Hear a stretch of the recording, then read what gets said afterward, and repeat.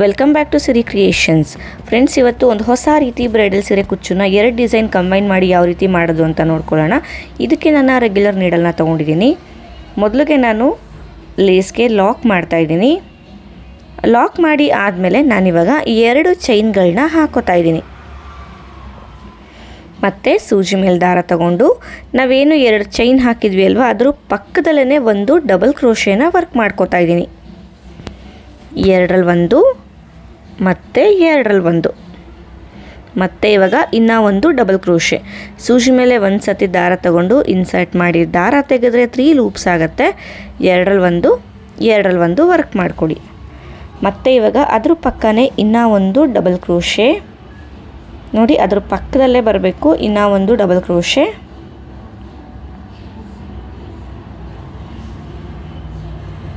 ಮತ್ತು ಇನ್ನೂ ಒಂದು ಡಬಲ್ ಕ್ರೋಶೆ. ಸೊ ಪಕ್ಕನೇ ಇಲ್ಲಿ ಒಟ್ಟು 5 ಡಬಲ್ ಕ್ರೋಶೆಗಳನ್ನ ಮಾಡ್ಕೋತಾ ಇದ್ದೀನಿ. ಯಾಕಂದರೆ ಇಲ್ಲಿ 2 ಚೈನ್ ಹಾಕಿದ್ವಿ ಅಲ್ವಾ, ಆ 2 ಚೈನು ಸಹ ನಾನು ಒಂದು ಡಬಲ್ ಕ್ರೋಶೆ ಅಂತ ಹೇಳಿ ಕನ್ಸಿಡರ್ ಮಾಡ್ಕೋತೀನಿ. ಸೊ ಡಬಲ್ ಕ್ರೋಶೆ ಲೆಂತ್ ಕೂಡ ಅಷ್ಟೇ ಕರೆಕ್ಟಾಗಿರಬೇಕು. ಒಂದೇ ಲೆಂತಲ್ಲೇ ಎಲ್ಲ ಕೂಡ ನಾವು ವರ್ಕ್ ಮಾಡ್ಕೋಬೇಕು. ಅದ್ರ ಕಡೆ ಆದಷ್ಟು ಗಮನನ ಕೊಡಿ.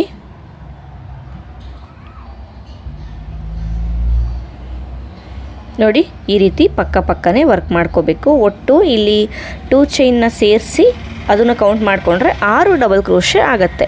ಮತ್ತೆ 3 ಚೈನ್ ಹಾಕ್ಕೊಳ್ಳಿ. ಸೂಜಿ ಮೇಲೆ ದಾರ ತಗೊಂಡು ಈ 3 ಚೈನು ಎಲ್ಲಿಗೆ ಬರುತ್ತೆ ಅಂತ ಈ ರೀತಿ ಮೆಷರ್ ಮಾಡಿ ನೋಡಿಕೊಂಡು ಅಲ್ಲಿಗೆ ನಾವು ಡೈರೆಕ್ಟಾಗಿ ಡಬಲ್ ಕ್ರೋಶೇನ ವರ್ಕ್ ಮಾಡ್ಕೊಳ್ಳೋಣ. ಲಾಕ್ ಮಾಡಬಾರ್ದು, ಯಾವುದೇ ಕಾರಣಕ್ಕೂ ಡಬಲ್ ಕ್ರೋಶೇನ ವರ್ಕ್ ಮಾಡ್ಕೋಬೇಕು. ಸೊ ನೋಡಿ, ಇದು ಈ ರೀತಿ ಗ್ಯಾಪ್ ಕೊಡುತ್ತೆ ನಾವು 3 ಚೈನ್ ಹಾಕಿ ವರ್ಕ್ ಮಾಡಿದಾಗ. ಮತ್ತು ಇವಾಗ ಪಕ್ಕನೇ ಡಬಲ್ ಕ್ರೋಶೆಗಳನ್ನ ವರ್ಕ್ ಮಾಡಬೇಕು. ಸೊ ಇಲ್ಲಿ 2 ಚೈನ್ ನಾವು ಹಾಕಿಲ್ಲ ಅಲ್ವಾ, ನನ್ನ 6 ಡಬಲ್ ಕ್ರೋಶೆನೇ ವರ್ಕ್ ಮಾಡ್ಕೋತೀನಿ. ಸ್ಟಾರ್ಟಿಂಗಲ್ಲಿ 2 ಚೈನ್ ಕೂಡ ನಾವು ಒಂದು ಡಬಲ್ ಕ್ರೋಶೆ ಅಂತ ಕನ್ಸಿಡರ್ ಮಾಡ್ಕೊಂಡಿದ್ವಿ. ಬಟ್ ಇಲ್ಲಿ 2 ಚೈನ್ ಇಲ್ಲ, ಡೈರೆಕ್ಟಾಗಿ ಡಬಲ್ ಕ್ರೋಶೆಗಳನ್ನೇ ವರ್ಕ್ ಮಾಡ್ತಿರೋದ್ರಿಂದ ನಾನು 6 ಡಬಲ್ ಕ್ರೋಶೆಗಳನ್ನ ಪಕ್ಕನೇ ವರ್ಕ್ ಮಾಡ್ಕೋತಾ ಇದ್ದೀನಿ. ಫ್ರೆಂಡ್ಸ್, ಯಾರಿಗಾದರೂ ಸೀರೆ ಕುಚ್ಚು ಕಲಿಯೋದಕ್ಕೆ ಇಂಟ್ರೆಸ್ಟ್ ಇತ್ತು ಅಂತ ಅಂದರೆ ನೋಡಿ, ಇಲ್ಲಿ ಡಿಸ್ಪ್ಲೇ ಆಗ್ತಾ ಇದೆ ಅಲ್ವಾ ನಂಬರು, ಇಲ್ಲಿಗೆ ನೀವು ನನ್ನ ಕಾಂಟ್ಯಾಕ್ಟ್ ಮಾಡ್ಬೋದು. ಎರಡರಲ್ಲಿ ಒಂದು ಮತ್ತು ಎರಡರಲ್ಲಿ ಒಂದು, ಮತ್ತು ಇವಾಗ ಇನ್ನೂ ಒಂದು ಡಬಲ್ ಕ್ರೋಶೆ ಅಂದರೆ 6ನೇ ಡಬಲ್ ಕ್ರೋಶೆನ ವರ್ಕ್ ಮಾಡ್ಕೋತಾ ಇದ್ದೀನಿ.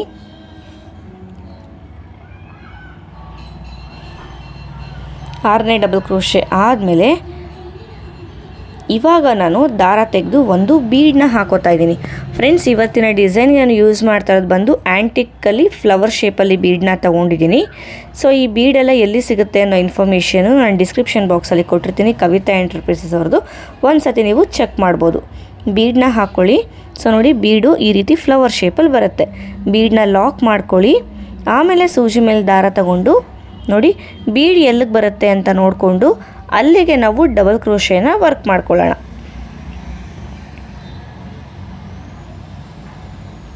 ಸೊ ನೋಡಿ, ಇದು ಈ ರೀತಿ ಬರುತ್ತೆ. ಇವಾಗ ಇಲ್ಲೇನು ನಾವು ಡಬಲ್ ಕ್ರೋಶೆಗಳು ಮಾಡ್ಕೊಂಡ್ವಿ ಅಲ್ವಾ, ಅದೇ ಥರ ಕಂಟಿನ್ಯೂ ಮಾಡ್ಕೊಳ್ಳೋದು. ಅಂದರೆ ಒಂದಾಗಿತ್ತಲ್ವಾ, ಸೊ ಇವಾಗ ಇನ್ನು 5 ಡಬಲ್ ಕ್ರೋಶೆಗಳನ್ನ ವರ್ಕ್ ಮಾಡ್ಕೊಳ್ಳೋದು. ಸೊ ಇಲ್ಲಿ ಏನಾಗುತ್ತೆ ಅಂದರೆ, ಈ ಬೇಸ್ ಲೈನು ಎಲ್ರಿಗೂ ಆಲ್ಮೋಸ್ಟ್ ಗೊತ್ತಿದೆ. ಒಂದು ಕಡೆ ನಾವು 3 ಚೈನ್ ಬಂದರೆ ಇನ್ನೊಂದು ಕಡೆ ಬೀಡ್ ಬರುತ್ತೆ. ಸುಮಾರು ಡಿಸೈನ್ಗೆ ಈ ರೀತಿ ಬೇಸ್ಗಳನ್ನ ನಾವು ವರ್ಕ್ ಮಾಡ್ಕೊಂಡಿದ್ದೀವಿ. ಸೊ ಇದೇ ಥರ ಫುಲ್ ಎಂಡ್ವರೆಗೂ ನಾವು ಮಾಡ್ತಾ ಹೋಗೋಣ. ಫ್ರೆಂಡ್ಸ್, ನೋಡಿದ್ರಲ್ಲ, ಇಲ್ಲಿ ನಾನು 6 ಡಬಲ್ ಕ್ರೋಶೆ ಹಾಕ್ಕೊಂಡ್ಮೇಲೆ ಮತ್ತೆ 3 ಚೈನ್ ಹಾಕಿದ್ದೀನಿ. 3 ಚೈನ್ ಹಾಕ್ಕೊಂಡು ಸೂಜಿ ಮೇಲೆ ದಾರ ತಗೊಂಡು ಈ 3 ಚೈನು ಎಲ್ಲಿಗೆ ಬರುತ್ತೆ ಅಂತ ನೋಡಿಕೊಂಡು ನಾವು ಡಬಲ್ ಕ್ರೋಶೆನ ವರ್ಕ್ ಮಾಡ್ಕೋಬೇಕು. ಸೊ ಅವಾಗಲೇ ಹೇಳಿದೆ ಅಲ್ವಾ, ಒಂದು ಕಡೆ 3 ಚೈನ್ ಬಂದರೆ ಒಂದು ಕಡೆ ನಮಗೆ ಬೀಡನ್ನ ಹಾಕ್ಕೊಳ್ಳೋದು.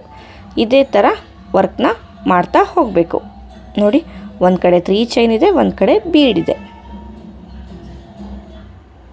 ಫ್ರೆಂಡ್ಸ್ ನೋಡಿ, ಇಲ್ಲಿ ನಾನು ಆವಾಗಲೇ ಹೇಳ್ದಂಗೆ ಬೀಡು ಹಾಗೆ 3 ಚೈನ್ ಇದೇ ಥರ ವರ್ಕ್ ಮಾಡ್ಕೊಂಡು ಹೋಗಿದ್ದೀನಿ. ಕೊನೆಯಲ್ಲಿ 2 ಚೈನ್ ಹಾಕಿ ದಾರ ಕಟ್ ಮಾಡಿ ಲಾಕ್ ಮಾಡ್ಕೊಂಡಿದ್ದೀನಿ. ಸೊ ಈ ಬೇಸ್ ಲೈನು ಆಲ್ಮೋಸ್ಟ್ ಎಲ್ರಿಗೂ ಗೊತ್ತಿದೆ. ನೋಡಿ, ಇದು ಈ ರೀತಿ ಕಾಣಿಸುತ್ತೆ. ಬನ್ನಿ ಇವಾಗ ನೆಕ್ಸ್ಟ್ ಲೇಯರ್ ಮಾಡೋದು ಹೇಗೆ ಅಂತ ನೋಡ್ಕೊಳ್ಳೋಣ. ಫ್ರೆಂಡ್ಸ್, ಇಲ್ಲಿ ನೆಕ್ಸ್ಟ್ ಲೇಯರ್ ಮಾಡೋದಕ್ಕೆ ನಾನು ಬೇರೆ ಕಲರ್ ದಾರ ಅಂದರೆ ಪಿಂಕ್ ಕಲರ್ ದಾರನ ತೊಗೊಂಡಿದ್ದೀನಿ. ನೋಡಿ, ನಾವು ಸ್ಟಾರ್ಟಿಂಗಲ್ಲಿ ಏನು 2 ಚೈನ್ ಹಾಕಿದ್ವಿ ಅಲ್ವಾ, ಆ 2 ಚೈನ್ಗೆ 2ನೇ ಚೈನ್ಗೆ ನಾನು ಲಾಕ್ನ ಮಾಡ್ಕೋತಾ ಇದ್ದೀನಿ. ಅಂದರೆ ಬೇರೆ ಕಲರ್ ದಾರನ ಅಟ್ಯಾಚ್ ಮಾಡ್ಕೋತಾ ಇದ್ದೀನಿ.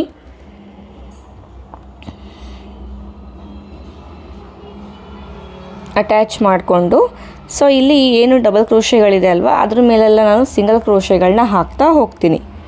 ಎಲ್ಲಿವರೆಗೂ ಹಾಕ್ತೀನಿ ಸಿಂಗಲ್ ಕ್ರೋಶೆಗಳನ್ನ ಅನ್ನೋದನ್ನು ಕರೆಕ್ಟಾಗಿ ಗಮನ ಇಟ್ಟು ನೋಡ್ಕೊಳ್ಳಿ.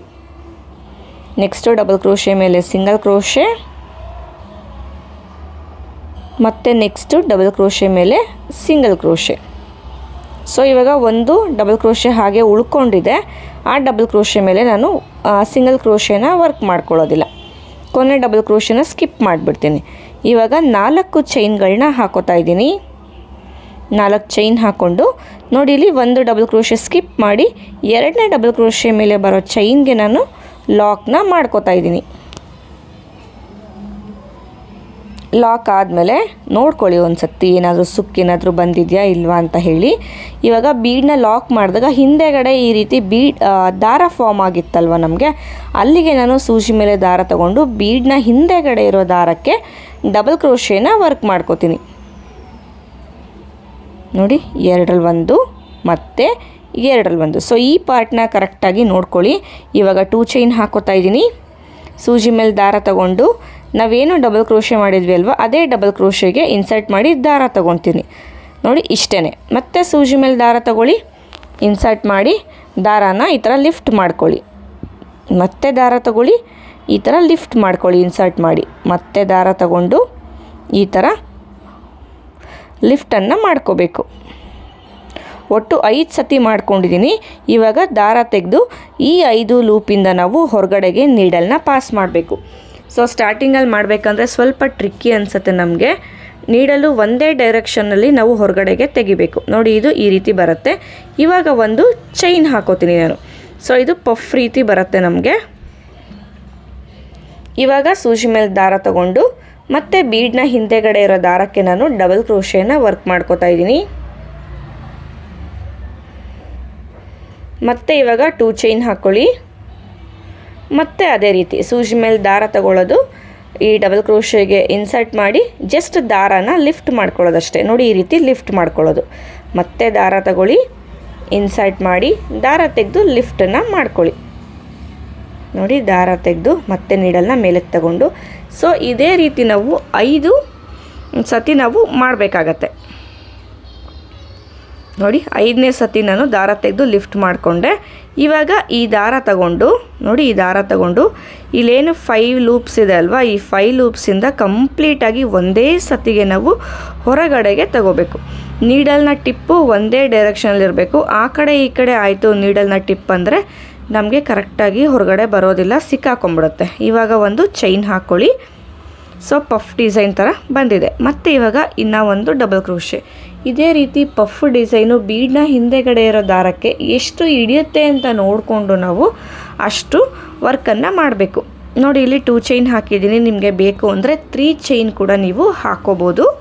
ಸೊ ಪಫು ನಿಮಗೆ ಸ್ವಲ್ಪ ಅಗಲ ಬೇಕು ಅಂತ ಅಂದರೆ 3 ಚೈನ್ ಹಾಕ್ಕೊಂಡು ನೀವು ಈ ರೀತಿ ದಾರ ತೆಗೆದು ಲಿಫ್ಟನ್ನು ಮಾಡ್ಕೋಬೋದು.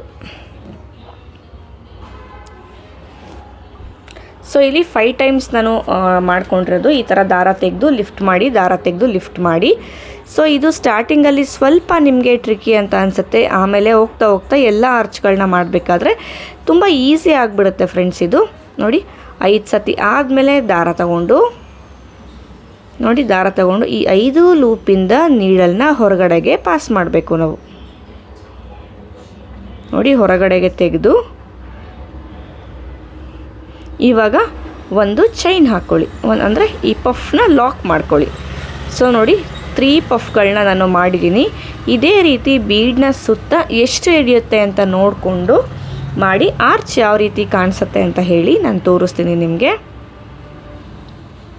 ನೋಡಿ ಡಬಲ್ ಕ್ರೋಶೆ ಆದಮೇಲೆ 2 ಚೈನ್ ಹಾಕಿ ಅದೇ ಡಬಲ್ ಕ್ರೋಶೆಗೆ ಈ ರೀತಿ ಪಫ್ನ ಮಾಡ್ಕೊಳ್ಳೋದು. ಫ್ರೆಂಡ್ಸ್ ನೋಡಿ ಇಲ್ಲಿ ನಾನು 5 ಮಾಡ್ಕೊಂಡಿದ್ದೀನಿ. 5 ಸಾಕು ಅಂತ ಅನಿಸುತ್ತೆ. ಇಲ್ಲಿ ಸಣ್ಣ ಬೀಡನ್ನ ಹಾಕಿರೋದ್ರಿಂದ ನೋಡಿ ಇಲ್ಲಿ ಒಂದು ಸ್ಕಿಪ್ ಮಾಡಿ ಲಾಕ್ ಮಾಡಿದ್ವಿ ಅಲ್ವಾ, ಇಲ್ಲೂ ಅಷ್ಟೇ ಈ ಕಡೆಯಿಂದ ಒಂದನ್ನು ಬಿಟ್ಟು ಒಳಗಡೆಗೆ ಆರ್ಚ್ನ ನಾನು ಎಂಡ್ ಮಾಡ್ಕೋತಾ ಇದ್ದೀನಿ. ಮತ್ತು ಇವಾಗ 4 ಚೈನ್ ಹಾಕ್ಕೊಳ್ಳಿ. ಸೊ ಈ 4 ಚೈನ್ನ ಗ್ಯಾಪ್ಗೆ ನಾವು ಕುಚ್ಚನ್ನು ಹಾಕ್ಕೊಳ್ಳೋದು. ಒಂದನ್ನು ಸ್ಕಿಪ್ ಮಾಡಿ ನೆಕ್ಸ್ಟ್ ಡಬಲ್ ಕ್ರೋಶೆ ಮೇಲೆ ಲಾಕ್ ಮಾಡ್ಕೊಳ್ಳಿ. ಲಾಕ್ ಮಾಡಿಕೊಂಡು ಇಲ್ಲಿಂದಾನೇ ಬೀಡ್ನ ಹಿಂದೆಗಡೆ ಇರೋ ದಾರಕ್ಕೆ ನಾವು ಪಫ್ಗಳನ್ನ ವರ್ಕ್ ಮಾಡ್ತಾ ಹೋಗಬೇಕು.